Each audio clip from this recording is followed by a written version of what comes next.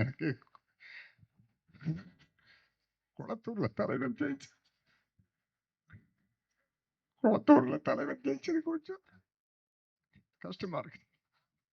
நேற்று நாள்ல ரொம்ப கிண்டலானால் நக்கல் பிடிச்சாள். என் சினிமாவில் பார்த்துருப்பீங்க. எல்லாத்தையும் விளையாட்டா எடுத்துக்குவேன். இது எப்படி எடுத்துக்க முடியல.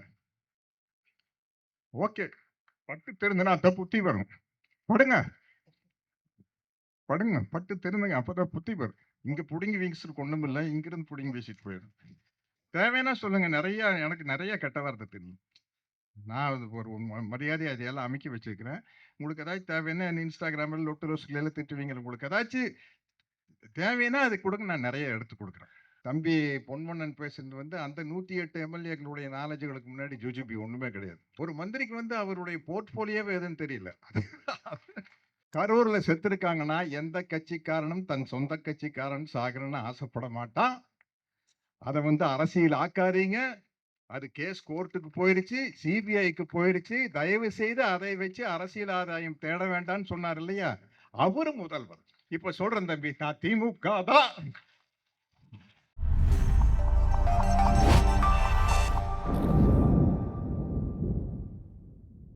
என்னுடைய தம்பி பொன்வண்ணன் அவர்கள் ஒரு பெரிய அரசியல் வரலாற்றை பேசினாரு. கிட்டத்தட்ட 1,00,000 வருஷத்துக்கு முன்னாடி. ஏன் தம்பி பொன்வண்ணன் அவர்கள், நீங்க பேசுனீங்களே மனித குலத்தின் வரலாறு, எப்ப மனுஷன் ஆரம்பிச்சா, எப்படி கடல் வழியில போனா, எப்படி வந்தா, அப்புறம் 1920ல எப்படி இரட்டை ஆட்சி முறை வந்தது, முதல் நீதி கட்சி வந்தது. இதெல்லாம் உங்களுக்கு புதுசா இருக்கலாம், எனக்கு ரொம்ப பழசு. என்ன இப்ப 108 எம்எல்ஏக்கள் ஜெயிச்சிருக்கிறாங்கல்ல, அவங்க கிட்ட நான் கேட்டு தெரிஞ்சுட்டேன். பெரிய அறிவு பட்டகம். நீங்க பேசுறது கம்மிதான். இதெல்லாம் ஒண்ணுமே இல்லை உங்களுக்கு முன்னாடி. நீங்க அங்க பேசுனீங்கன்னு வச்சுக்கங்களேன், பால்காவில இருந்து கங்கை வரை பேசுவாங்க. அதான் எனக்கு என்னன்னா, தம்பி பொன்வண்ணன் பேசுறது அந்த 108 எம்எல்ஏக்களுடைய நாலேஜுகளுக்கு முன்னாடி ஜுஜுபி ஒண்ணுமே கிடையாது. அவங்க எல்லாம் பெரியார் களஞ்சியம் எல்லாம் புத்தகம் வந்திருக்கும் இல்லைங்களா, அந்த புத்தகம் இருக்கிறத தாண்டி அவங்க எல்லாம் பெரிய களஞ்சியம். அதை நிரூபிச்சுட்டே இருக்கிறாங்க. ஒரு மந்திரிக்கு அவருடைய போர்ட்போலியோவே எதுன்னு தெரியல. என்னத்த பண்றது, காமெடி தான். எப்படிப்பட்ட, அதாவது இந்த தமிழ்நாடு என்பது 1967க்கு முன்னாடி, 1967 தான் முதன் முறையாக தமிழ்நாட்டில் திராவிட முன்னேற்ற கழக ஆட்சி வருது. அதுக்கு முன்னாடி காங்கிரஸ் கட்சி தான் ஆட்சியில் இருந்தது. அது எனக்கு தெரியும், தம்பி பொன்வண்ணனுக்கு தெரியும். அது ஒரு பண்ணையார் கட்சி. எங்க சொந்தக்காரங்க எல்லாம் என் மாமா மச்சான் மிட்டா மிராசு பண்ணையாருங்க, ஜமீன்தாருங்க, அவங்க எல்லாம் தான் காங்கிரஸ் கட்சியில மந்திரியா இருப்பாங்க. அப்படித்தான் இருந்தது காங்கிரஸ் கட்சி. அது என் வயசுக்காரங்களுக்கு தான் தெரியும். 67க்கு முன்னாடி இந்த நாட்டில் நடந்துட்டு இருந்தது அந்த மாதிரி பணக்காரர்களுடைய ஆட்சி தான். ஏழை பங்காளனாக பெருந்தலைவர் காமராஜர் இருந்தாரு. பட் அதிகாரத்தில் இருந்தவங்க பூரா பெரிய பெரிய பணக்காரர்கள். முதல் முறையாக 1967ல பேரறிஞர் அண்ணா தலைமையில் திராவிட முன்னேற்ற கழக ஆட்சி வந்ததுக்கு அப்புறம் தான் தமிழ்நாடு நிமிர்ந்தது. அது ஒருத்தர் பதிவு போட்டிருந்தாரு, முதலமைச்சர் நாற்காலியில் அண்ணா அமர்ந்தார், தமிழ்நாடு இழந்தது. அவரு ஒரு வருஷத்திலேயே போயிட்டாரு, நம்ம விட்டு போயிட்டாரு. அதுக்கப்புறம் தலைவர் கலைஞர் அவர்கள் ஆட்சிக்கு வர்றாரு. ஆட்சிக்கு 1977 வரைக்கும் 9 ஆண்டு காலத்துல கலைஞர் விதைத்த விதைகள் தான் இன்று தமிழ்நாட்டை வளமாக்கி அறுவடையாக்கி தமிழ்நாட்டை எங்கேயோ கொண்டு போய் வச்சிருக்குது. அதை அப்படியே செயல்படுத்தி காட்டியவர் நம்முடைய முதல்வர் ஸ்டாலின் அவர்கள். முதல்வர் தான், எங்களுக்கு அவர் தான் முதல்வர்.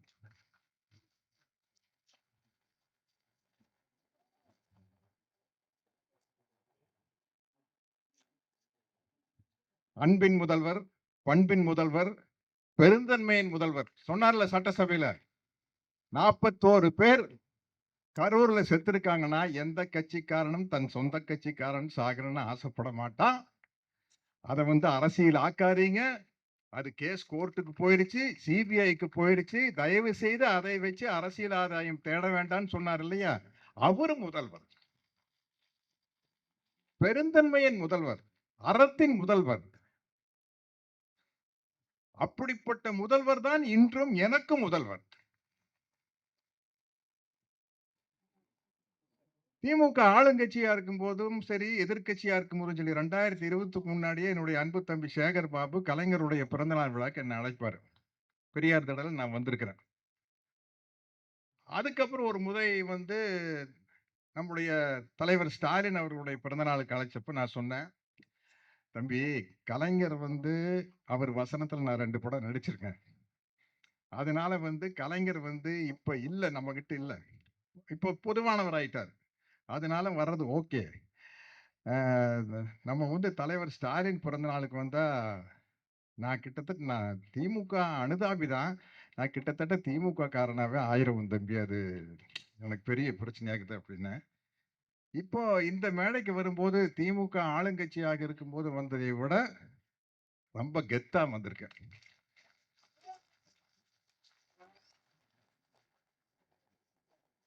ஏன்னா ஆளுங்கட்சியா இருக்கும்போது வந்தா, காக்கா பிடிக்க வந்திருக்கான்னு சொல்லுவாங்க. காக்கான்னா என்ன அந்த ஐய்யய்யோ! இது வேற. நம்ம சூப்பர் ஸ்டார் ரஜினி சார் ஒரு காக்கா கழுகுற சொன்னார்ல, அந்த காக்கா இல்லைங்க. காக்கா புடிக்கிறதுன்னா ஐஸ் வைக்கிறது. அந்த காக்கான்னு நெனச்சுக்காதீங்க. காக்கா புடிக்க வந்திருக்கா அப்படின்னு சொல்லுவாங்க. இப்ப எதிர்க்கட்சியா இருக்கும்போது வரும்போது தான் தம்பி எனக்கு ரொம்ப பெருமையா இருக்கு தம்பி. நான் பெரியாருடைய தொண்டன். அதனால திராவிட கருத்தியல்னு ஆதரவாளன். நான் எந்த கட்சியிலயும் மெம்பர் இல்ல. இருந்தாலும் கூட நல்லது நடக்கும்போது, அது எந்த கட்சி ஆட்சியில் இருந்தாலும், அந்த கட்சியில ஒரு நல்ல நலத்திட்டங்கள் நடக்கும்போது போவேன். அது மாரி முதல்வர் ஸ்டாலின் அவர்களுடைய பிறந்த நாளுக்கு தம்பி சேகர் பாபு அவர்கள் பல நலத்திட்டங்கள் அறிவிப்பாரு. அத வந்து வழங்கிட்டு போங்கண்ணே, மற்றபடி இது அரசியல் இல்ல அப்படின்னு சொல்லி கூப்பிடுவாரு. வருவேன். வரும்போதும் கூட ஒரு தயக்கம் இருக்கும். என்னடா நம்ம ஆளுங்கட்சிக்கு போய் ஜால்ரா அடிக்கிறோமோ அப்படின்ட்டு. ஆனா 5 வருஷமா நான் வந்து சேகர் பாபு தம்பி கூப்பிட்டப்பல்லாம் நான் வந்ததுக்கு காரணம் வந்து, தலைவர் ஸ்டாலின் அவர்களுடைய செயல்பாடுகள் தான், அவருடைய வளர்ச்சி திட்டங்கள் தான், அவருடைய நலத்திட்டங்கள் தான். ஆளுங்கட்சியாக இருக்கும்போது தயங்கி தயங்கி வந்த நான், இப்ப சொல்றேன், ஒரு திமுக அனுதாபியா வந்துட்டு போன தம்பி. என்ன நல்ல நல்ல விஷயங்கள் எல்லாரும் பண்றீங்க அப்படிங்கிறதுக்காக. இப்ப சொல்றேன் தம்பி, நான் திமுக தான்.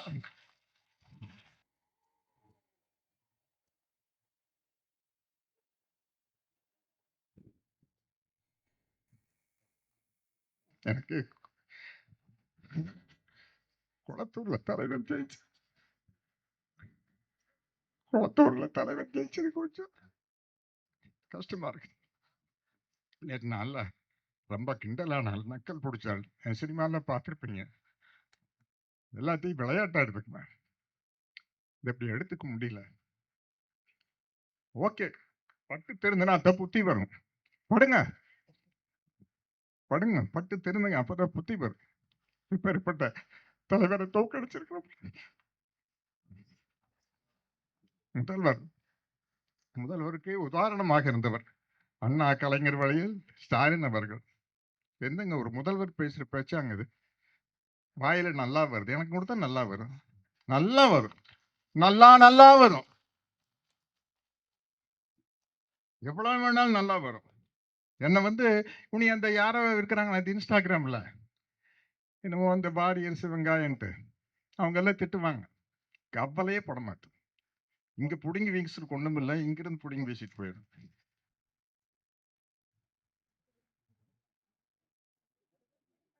தேவைன்னா சொல்லுங்க. எனக்கு நிறைய கெட்ட வார்த்தை தெரியும். நான் அது ஒரு மரியாதை அதையெல்லாம் அமைக்க வச்சிருக்கிறேன். உங்களுக்கு ஏதாச்சும் தேவைன்னா என்ன இன்ஸ்டாகிராமில் லொட்டு ரோஸ்களை எல்லாம் திட்டுவீங்க. உங்களுக்கு ஏதாச்சும் தேவைன்னா அது கொடுங்க, நான் நிறைய எடுத்து கொடுக்குறேன். அதனால வந்து இந்த தமிழ்நாட்டை பொற்காலமாக மாற்றியது திராவிட மாடல் ஆட்சி தான். தந்தை பெரியாரின் கொள்கைகளை கனவில் ஏந்தி அதை நடைமுறைப்படுத்தி அண்ணா அதை சட்டமாக்கி என்னங்க மிக முக்கியமான ஒரு சட்டம் சொல்றீங்க. இவ்வளவு பெண்களுக்கு இருக்கீங்க. பெண்களுக்கு சொத்தில் சம உரிமை கொண்டு வந்தாரு தலைவர் கலைஞர். அதை விடவா? ஆ? அவர் கொண்டு வந்த அந்த அத்தனை சட்டத்தையும் வழிநடத்தி முன்னாடி கொண்டு வந்தாரு நம்மளோட தலைவர் ஸ்டாலின் அவர்கள். அதை விடவா? ஒண்ணுமில்லை. இப்ப ஆட்சியில் இருக்கிறவங்களுக்கு நான் ஒரே ஒரு அட்வைஸ் பண்றேன். நீங்க ஒண்ணுமே பண்ண வேண்டாம். ஸ்டாலின் அவர்கள் செய்த நலத்திட்டங்களுக்கு பேரை மட்டும் மாத்தி ஸ்டிக்கரை மாத்திருங்க. உங்களுக்கு நல்ல பேர் கிடைச்சிடும். நான் முதல்வன் திட்டமா வேற ஏதாச்சும் வச்சுக்கோங்க. விடியல் பயணமா வேற பேர் வச்சுக்கோங்க. அந்த பேரை மட்டும் மாட்டினீங்கனாலே உங்களுக்கு நல்ல பேர் வந்துடும். ஆனா அவர் கொண்டு வந்த நலத்திட்டத்தையும் வளர்ச்சி திட்டத்தையும் மாத்தினீங்கன்னா சரிப்பட்டு வராது. கண்டிப்பா சரிப்பட்டு வராது. என்னன்னா, ஒரு சினிமா மோகம், நானும் சினிமா நடிகன் தான். சினிமா ஒரு கவர்ச்சி எல்லாம் இருக்க வேண்டியதுதான், இல்லன்னு சொல்லல. பட் நம்ம சிந்திச்சு சீர்தூக்கி பார்க்கணுங்க. நம்மளுக்கு ஒரு மாற்றம் வேணும்னா, என்ன மாதிரியான மாற்றம் அப்படிங்கிறது யோசிச்சு பார்க்கணும். இப்ப நான் ஃபிராங்கா சொல்றேன். இப்ப வந்து கருத்தியல் ரீதியா ஒரு மாற்றமா? ஐடியாலஜிக்கலி ஒரு சேஞ்ச் வேணுமா அப்படின்னா, திராவிட கருத்தியலான சமூக நீதிக்கு நேர் மாறான ஒரு கருத்தியல் ஆர்எஸ்எஸ்னுடைய, பிஜேபியினுடைய சனாதனம். உங்களுக்கு இது புடிக்கலையா? அங்க ஓட்டு போட்டுருங்க. கருத்தியல் ரீதியா இதை விட இன்னும் வந்து வேகமா ஒண்ணு வேணும்னு ஆசைப்படுறீங்களா? கம்யூனிஸ்ட் கட்சி கம்யூனிஸ்ட் கட்சியை வந்து ஆட்சிக்கு கொண்டு வந்து அவங்கள முதல்வராக்குங்க. தப்பே கிடையாது. இல்ல விடுதலையிலேயே மிக முக்கியமான விடுதலை வந்து பட்டியல் இனத்தவர்களுடைய விடுதலை அப்படிங்கிறீங்களா? விடுதலை சிறுத்தைகள் கட்சிகள் வந்து அவங்க நிக்கலவளுங்க அவ்வளவு இடத்துல, அவங்கள ஜெயிக்க வைங்க. என்ன மாற்றம் இருக்குது? ஏன்னா என்னுடைய மாண்புமிகு தமிழ்நாடு முதல்வர், என்னுடைய அன்பு தம்பி விஜய் அவர்கள் கட்சி ஆரம்பிக்கையில என்ன சொன்னாரு? என்னுடைய கொள்கை தலைவர்கள் பெரியார், அம்பேத்கர். திராவிடமும் தமிழ் தேசியம் எனது 2 கண்கள். அப்ப திமுக தானே அது? திமுக தான். திமுக, அண்ணா திமுக அது எல்லாம் ஒண்ணுதான். தலைவர்கள், நபர்கள் மட்டும்தான் மாறுது. அந்த தலைவர்களும், நபர்களும் மாறும்போது நீங்க யோசிச்சு பார்க்க வேண்டாமா? ஸ்டாலின் என்னென்ன செஞ்சாரு? நான் நிச்சயமா சொல்றேங்க. நிச்சயமா எல்லா கட்சியிலயும் வந்து ஒரு குறை இருக்கும். விமர்சனம் இருக்கும். ஆனா அதுக்காக நீங்க வந்து என்ன பண்ணுவீங்க? எங்கேயோ கொண்டு போய் ஓட்ட போட்டுருவீங்களா? இருக்காதா? ஒரு அப்பாக்கு மகனுக்கு நடுவுல கருத்து வேறுபாடு இருக்குது. அப்பா என்னங்க இப்படி பண்ணிட்டாரு? மகன் சொல்லுவான். மகன் என்ன இப்படி? அவன் சரியில்லைங்கன்னு அப்பா சொல்லுவான். கணவன் மனைவிக்கு நடுவுல கருத்து வேறுபாடு இருக்குது. அண்ணன் தம்பிக்கு நடுவுல கருத்து வேறுபாடு இருக்குது. 2 நண்பர்களுக்கு நடுவுல கருத்து வேறுபாடு இருக்கும். அது மேல ஒரு ஆட்சியின் மேல 5 வருடம் ஆட்சியில் இருப்பவர்கள் மேல ஒரு கருத்து வேறுபாடு இருக்கு. விமர்சனம் இருக்கும். குறைகள் தெரியும். ஆனா அது நிவர்த்தி செய்யக்கூடிய ஒருத்தருக்கு ஓட்டு போடுறோமான்னு நம்ம யோசிக்க வேண்டாமா? ம். ஓகே போட்டுட்டீங்க.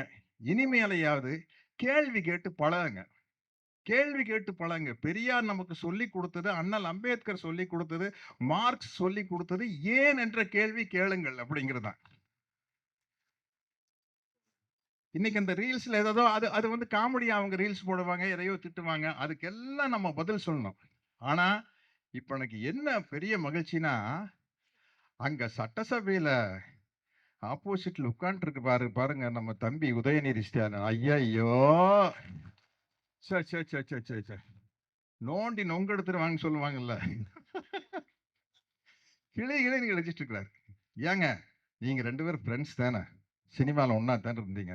முதல்லயே ஃபோன் பண்ணி சொல்ல வேண்டாமா? நாளைக்கு நான் இந்த கேள்வியெல்லாம் கேட்க போறேன்னு. அவர் ஏதாச்சும் பதில் ப்ரிப்பேர் பண்ணிட்டு வருவாரு. தடால்னு சட்டசபையில எந்திரிச்சு ஒரு கேள்வி கேட்டீங்கன்னா, அவர் எப்படி பதில் சொல்லுவாரு? போய் ட்விட்டர்ல தான் பதில் சொல்லி ஆகணும். வேற வழி இல்ல. அதனால வந்து அது நம்ம சில இடத்துல நம்ம சைலன்ட்டா இருப்போம். சில இடத்துல ஆக்ரோஷமா பேசுவோம். அது மாரி நம்ம வந்து சில இடத்துல சைலன்ட்டா இருந்துக்கிறோம். அந்த சைலன்ட்டா இருக்கிற இடம் வந்து சட்டசபை. ஆக்ரோஷமா பேசுற இடம், நன்றி தெரிவிக்க போன இடத்துல வந்து ஆக்ரோஷமா பேசுறது. எப்பேர்ப்பட்ட தலைவர் பாருங்க, கொளத்தூர்ல தோத்துட்டாரு. நான் அடுத்த நாள் தலைவருக்கு ஃபோன் பண்றேன். எனக்கு என்ன சொல்றதுன்னு தெரியல. என்னங்க இப்படி அப்படின்னோனே, "அத விடுங்க நான் இப்ப நன்றி சொல்றதுக்காக போயிட்டு இருக்கிறேங்கிறாரு." அடுத்த நாள் நன்றி தெரிவிக்கிற கூட்டத்துல மக்கள் அத்தனை பேர் அழறாங்க. அவரது மட்டும் இல்ல. அன்பில் மகேஷ் போற இடத்துல, தம்பி தமிழன் பிரசன்ட் போற இடத்துல, அ எங்க எப்படி எங்க எப்படி ஸ்லிப் ஆச்சுன்னு தெரியல. ஆயிருச்சு. பராசக்தி படத்துல நடிகர் திலகம் பராசக்தி படம் பார்த்தவங்க எத்தனை பேர் இருக்கீங்கன்னு தெரியாது. நடிகர் திலகம் சிவாஜி அவர்கள் வந்து தன்னையுடைய தங்கச்சியை பார்க்கறதுக்காக சென்னைக்கு வருவார் ரங்கூன்ல இருந்து. வந்த இடத்துல வம்பு பண்ணி வம்பு பண்ணி அவர் ஒரு கவர்ச்சி நடனத்துக்கு கூப்பிட்டு போய், "ஓ ரசிக்கும் சீமானே வா ஜோலிக்கும் கடை அணிந்து" அதுக்கு கலைஞர் தான் அந்த பாட்டு எழுதினாருன்னு நினைக்கிறேன். ஆமா அப்படின்னு நினைக்கிறேன். அப்படின்னு சொல்லி நடிகர் திலகம் வந்து அங்கிருந்து ரங்கூன்ல இருந்து வரும்போது வந்து பாக்கெட்டை பர்ஸ் எல்லாம் பிக் பாக்கெட் அடிச்சிட்டு போயிருவாங்க. சோத்துக்கே வழி இருக்காது. கவர்ச்சி நடனத்தை பார்க்க போய் அப்படிப்பட்ட பணக்கார ரங்கூன்ல இருந்து வந்து இங்க ரொம்ப அப்பதான் தலைவர் வசனம்.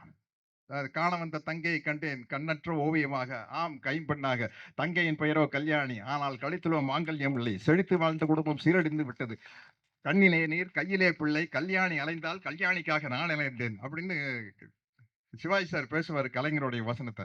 அந்த மாதிரி எங்கேயோ கவர்ச்சி நடனம் பார்க்க பார்க்க பார்க்க போய் இருக்கிறதையெல்லாம் அடிச்சுட்டு போயிட்டாங்க. இது நீ மறுபடியும் நம்ம ரிவைவ் வர்றதுக்கு இனி எல்லாம் வந்து மறுபடியும் வந்து திமுக ஆட்சி வந்து அதை சரி பண்ணு. திமுக ஆட்சி வரும், வந்துதான் சரி பண்ணு. அநேகமா கலைஞர் அவர்களுடைய 104வது பிறந்த நாளுக்கு நம்ம தமிழ்நாடு முதலமைச்சராக திரு முத்துவேல் கருணாநிதி ஸ்டாலின் அவர்கள் தலைமையில் தான் கலைஞரின் 104வது பிறந்த நாள் நடக்கும்னு நினைக்கிறேன், நடக்கணும்னு ஆசைப்படுறேன். அதுதான் வந்து தமிழ்நாட்டுக்கு நல்லது. இப்ப தலைவர் ஸ்டாலின் அவர்கள் வந்து வெற்றி வாய்ப்பு இழந்தது வந்து ஓரளவுக்கு நான் நல்லா யோசிச்சு பார்த்தா அவருக்கு நல்லது. கொஞ்சம் ஓய்வு எடுக்க முடியும், நல்லா உடற்பயிற்சிகள் செய்ய முடியும், நல்லா மனசை இன்னும் தேத்திக்கிட்டு ஒரு ரெஸ்ட் தானே. பட் அவருக்கு அது ரெஸ்ட் கிடையாது, உழைப்பு தான் ரெஸ்ட். உழைப்பு தான் வந்து ஸ்டாலின் அவர்களுக்கு ரெஸ்ட்.